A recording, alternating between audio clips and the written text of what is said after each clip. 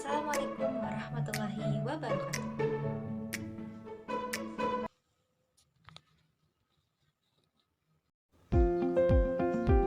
Hai, perkenalkan nama saya Ailsa Salwa Nabila Hakiki dengan NPM 242121111053. Kelas B jurusan Pendidikan Bahasa Indonesia, Fakultas Keguruan dan Ilmu Pendidikan, Universitas Siliwangi. Di sini saya akan membahas tentang teori fungsionalisme, mata kuliah teori belajar bahasa dengan dosen pengampu Bunda Welinores Kartadireja, SPD, MPD. Apa yang akan saya bahas kali ini yaitu yang pertama, apa itu teori fungsionalisme? Yang kedua, siapa saja tokoh yang berpendapat tentang teori fungsionalisme ini? Dan yang ketiga, contoh dari teori fungsionalisme. Baik, yang pertama, apa itu teori fungsionalisme? Dalam pembelajaran bahasa, teori fungsionalisme yaitu teori yang menjelaskan bagaimana bahasa yang digunakan dalam teks, bukan pada tingkat kata atau kalimat secara terpisah. Dalam psikologi, teori fungsionalisme adalah aliran psikologi yang menekankan pada fungsi mental dan proses kejiwaan yang sedang dihadapi. Dalam sosiologi, teori fungsionalisme adalah teori yang menjelaskan bahwa masyarakat terbentuk dari berbagai sistem dan faktor yang saling membutuhkan dan memiliki fungsi yang berbeda. Selanjutnya, siapakah tokoh-tokoh yang berpendapat tentang teori fungsionalisme ini?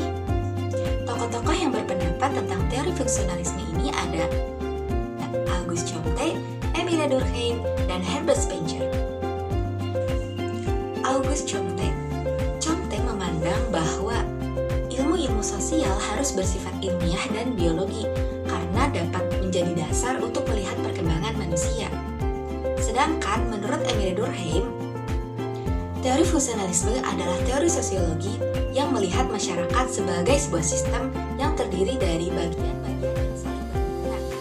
Dalam teori ini, Durkheim melihat bagaimana masyarakat dapat hidup secara harmonis melalui tatanan sosial. Selanjutnya, Herbert Spencer. Teori menurut Herbert Spencer adalah teori yang menafsirkan masyarakat sebagai suatu organisme yang terdiri dari berbagai organ yang saling bergantung untuk menjaga kelangsungan hidup. Jadi, kesimpulannya, teori fungsionalisme adalah teori yang berfokus pada bagaimana perilaku dan proses mental membantu individu untuk beradaptasi dengan lingkungannya. Selanjutnya yaitu contoh dari teori fungsionalisme. Contoh teori fungsionalisme dalam pembelajaran bahasa adalah dengan memperhatikan fungsi sosial dari suatu bahasa. Bayangkan bahasa itu seperti sebuah alat, sama seperti kita menggunakan palu untuk memukul paku. Nah, kita menggunakan bahasa untuk berkomunikasi, menyampaikan ide, dan berinteraksi dengan orang lain. Contoh sederhananya seperti ini.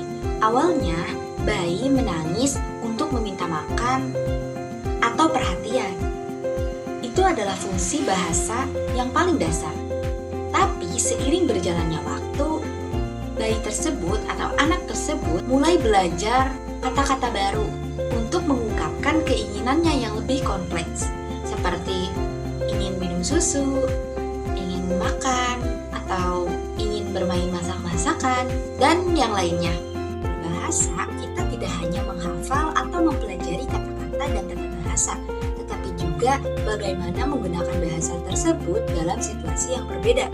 Misalnya, kita belajar menggunakan bahasa tersebut untuk menyapa seseorang, belajar untuk cara meminta tolong seperti apa, belajar untuk cara memesan makan di restoran. Mungkin itu saja yang dapat saya sampaikan. Mohon maaf jika ada kekurangan. Sekian dan terima kasih. Wassalamualaikum warahmatullahi wabarakatuh.